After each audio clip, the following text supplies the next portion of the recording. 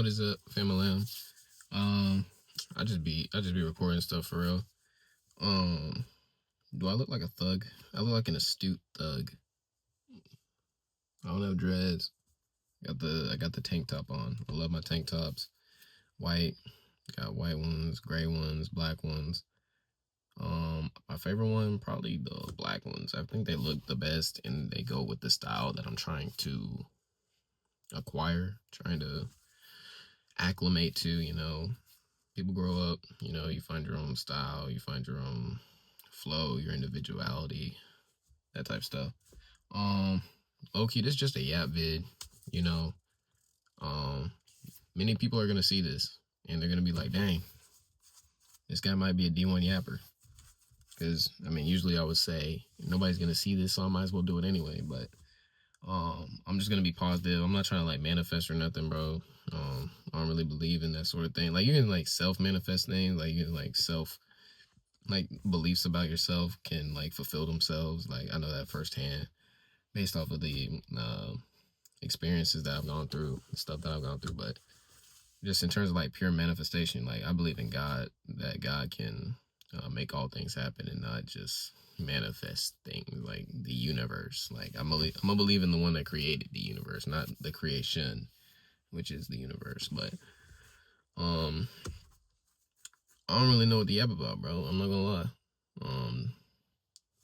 Oh yeah, so y'all remember, I'm scratching a lot. I'm sorry, I need to put some oil in my hair or something. A lot of people talking about some rosemary oil. Okay, see, this is what I'm talking about, bro. I was about to start a whole story, and I done digressed already. Is that, ooh, Ronnie, what? Digressed, what? It's a big word. Can you spell that? Don't let me try. That's how you know I've been watching Dashy.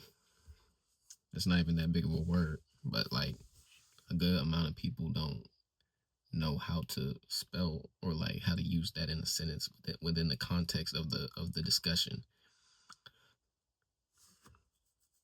I'm still in bro's whole flow, I'm sorry. But anyway, I know people use, hold up. Do I look better like this? It's the internet, bro. Who cares, bro? Everybody care about their appearance and stuff. Bro, I'm just trying to be me, bro. I don't know. It's kind of like with the internet. They care about individuality, but then it's all how you appear online to conform to societal values. So it's can you I'm getting mixed signals here, bro. But I'm gonna just be me for real. What's good, family?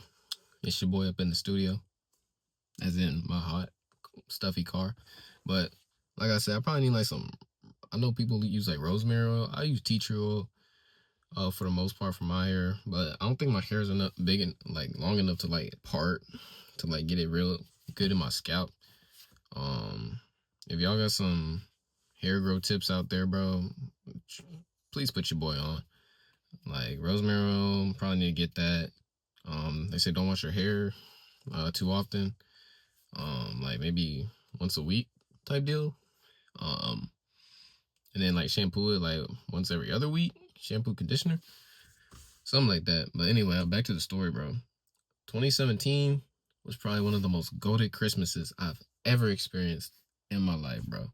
Because you got to understand the hype leading up to it, bro. If anybody out there was born before the year 2017, long enough to develop consciousness, at I don't know when y'all develop consciousness, at what, 3, 2, 3, all of a sudden y'all just it's like the speed meme. I'm sorry. Oh my gosh. I choked on my spit. But it's you gain consciousness. So anybody who's gained consciousness before 2017 knows. And anybody with a TV knows. On the commercial, you just finished watching your dang, or you in the middle watching your dang Disney XD, your dang Cartoon Network, your dang Boomerang, Nickelodeon, Nick Jr., blah, blah, blah. Click. The Nintendo Switch coming out. And guess what? Super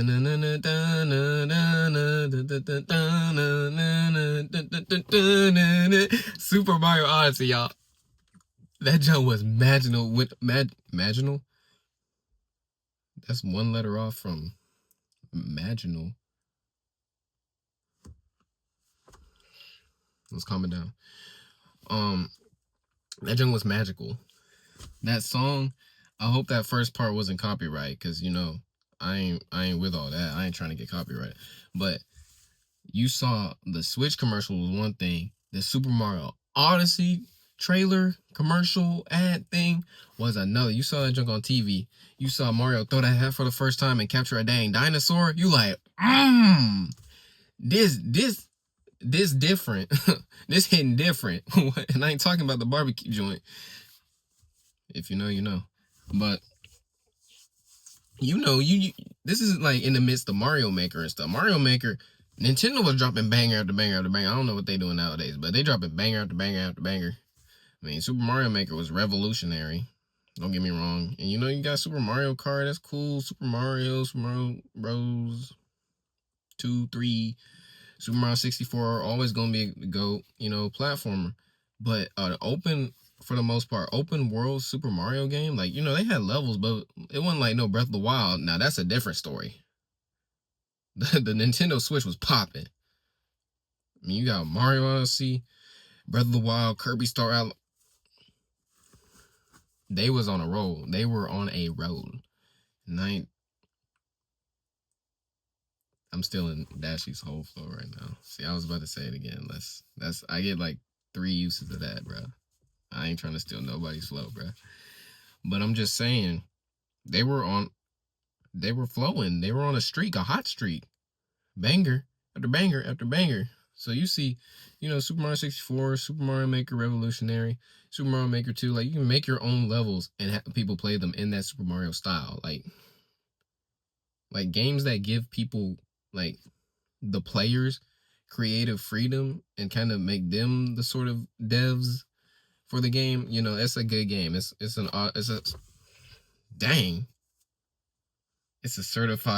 automatic certified banger. That's all I wanted to say. Automatic certified banger. Say that 5 times fast. You'll see why I stutter. Am I going too fast? Am I talking too fast? But anyway, your boy, you know, not trying to digress, digress from the story. I wanted it. I wanted it. Month after month after month, I'm like, Mama, please let me get this for Christmas. All I want for Christmas is a Nintendo Switch and Super Mario Odyssey. Both, maybe. You know, kind of like a package deal, Ma. Please. And see, I think I got Breath of the Wild a year later. But that's all I wanted, bro. And leading up to that Christmas, bro, before I moved to this house, it was up in the dining room opening presents, because that's where the Christmas tree was, in the dining room. Or it was no, it was the living room. The living room that was next to the dining room. Used to have a living room, because you had the great room, the living room, dining room. So we were in the living room, and you know, we opened our present. I get the one present. I'm like, Mama, this present kind of big. I wonder what's in it. She's like, open it, honey. And I'm tearing it up. I'm like, ooh. I used to pray for times like these. Big old box, $2.99. That's back when the Switch was, it was $2.99. I was already, you know, revolutionary for me. I'm like, dang, $2.99. I ain't never seen numbers that big, you know, for as far as price goes. Because, you know, your boy was about like, he was little, like 9 years old. So, you know, big numbers were a bit of a surprise to me. But anyway, got the Switch. I'm like, dang, Mom, you the GOAT.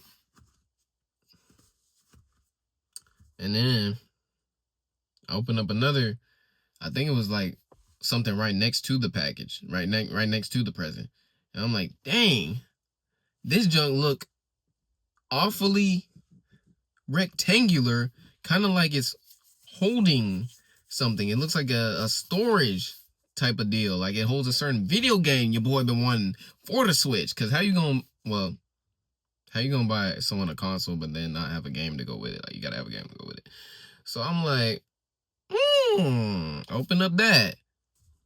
Y'all, the cover was goated. And this was before, I mean, people used to have like CDs for video games, right? Or you had the little cartridge and you gotta blow on it, put it in there. Nah. Nintendo Switch was revolutionary. You open up the little cover, they got a little tiny do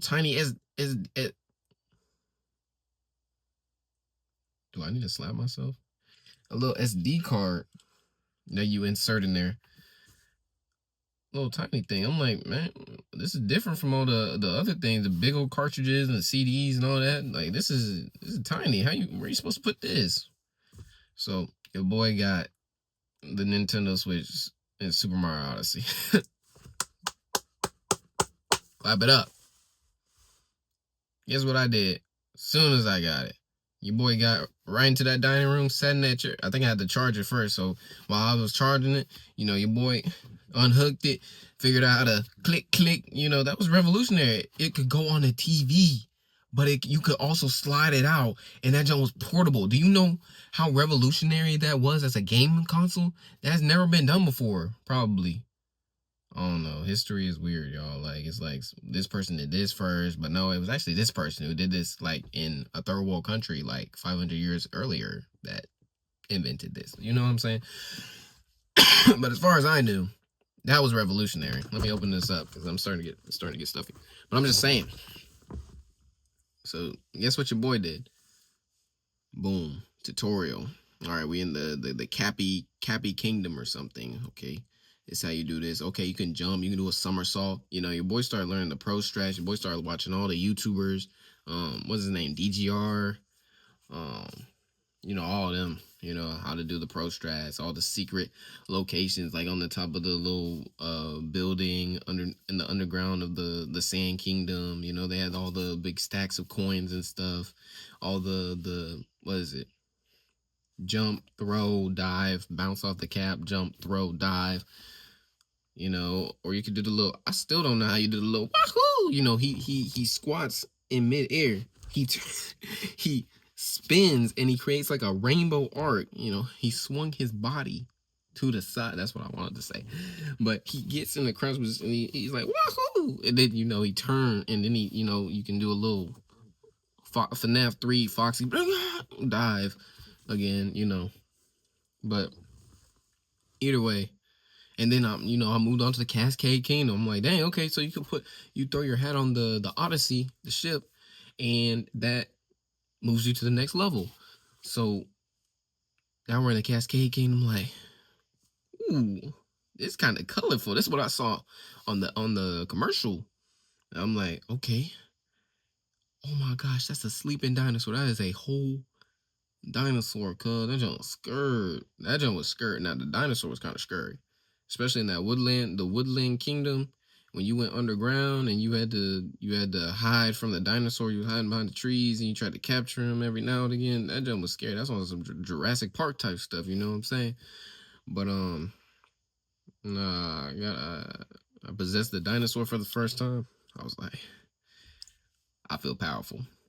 But let me tell y'all. The most golden moment ever. That's what I wanted the game for. New Donk City, y'all. You don't know how goated that kingdom was. Lost Kingdom was good. Darker Side of the Moon, all that. The whole game was goated from start to finish. The Bowser boss fight, and the samurai place, that was a goated. But New Donk City, you complete the main mission, and Paulina's up on that stage and you doing the Donkey Kong thing. Sorry, y'all, that was somebody open the door. But Paulina's on the stage, she's singing, and you're playing as 2D Mario, and you fight Donkey Kong while she's in the background. Jump up in the air, jump up, don't be scared. Like, I'm like, bro, that's my game. This is my game. Now, don't get me started. Now, that's all I gotta say on Super Mario Odyssey, y'all. All I gotta say, that's my game. Play that John about at least 5 times. Tried to get the 100% save file, but the darkest side of the moon with Yoshi and them, that was hard to do without the trainer mode or whatever, like the easy mode type deal. But Breath of the Wild, I love Super Mario Odyssey. I was just glazing it like a whole lot, but Breath of the Wild is always gonna have something special in my heart. Like the first like total open world game I've seen. Legend of Zelda already a goated franchise, but Breath of the Wild, man, that will always be the number one game for the Switch, at least number one game. First time you hopping out the pool, you in the freaking, what's it called, the cryogenic, not the hyperbolic time chamber, but that little area where like Goku's in the pod healing and he's like floating in the water. He's got the mask on, kind of like that. You hop out that thing for the first time, you doing a little tutorial jump, all that, and you running out of the cave, and you just stand there on the ledge. And you look out into the horizon, bro, and it pans upward into the title shot.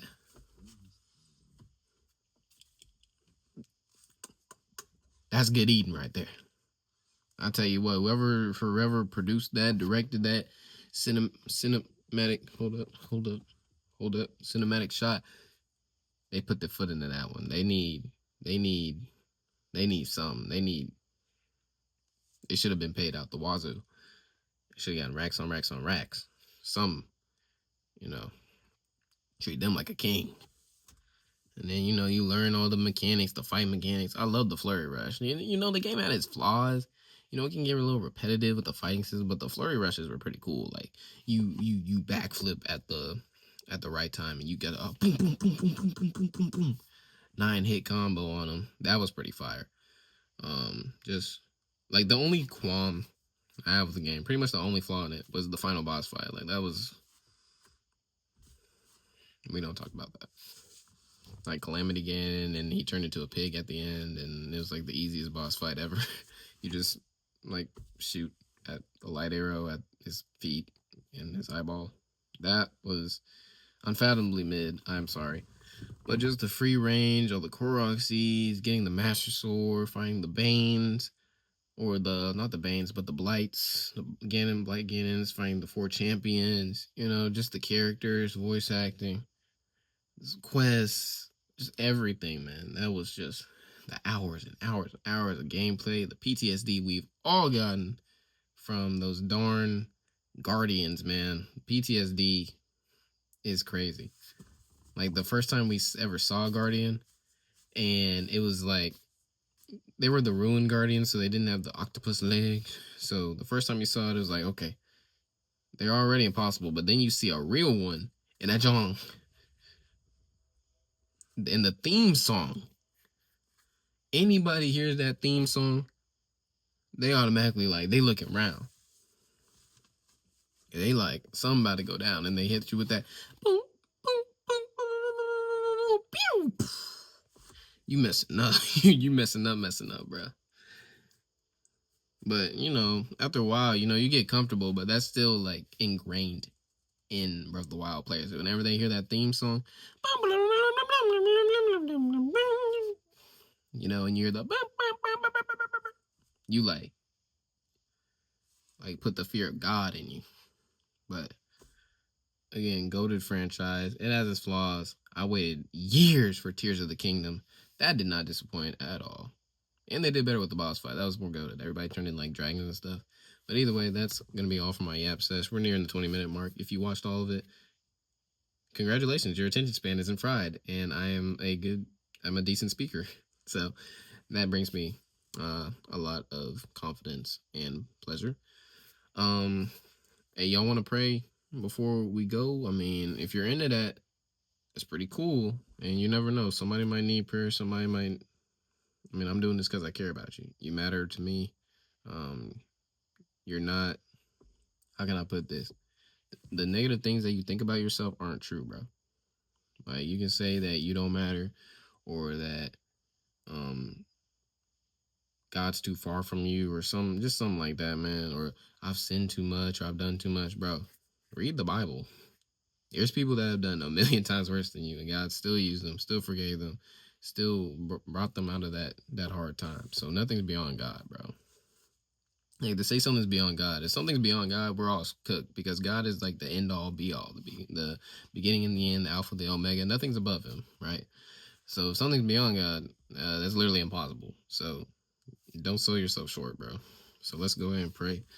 Don't really have a prayer just on deck, but honestly, it's just impromptu. We just speaking to God, y'all. So that's all prayer is. You're just talking to God. So, dear Heavenly Father, thank you for this person right here on the opposite side of the screen, Lord. Just help them know that they matter in life, Lord. That you have a purpose for them, you have a plan for them, and they just lean in.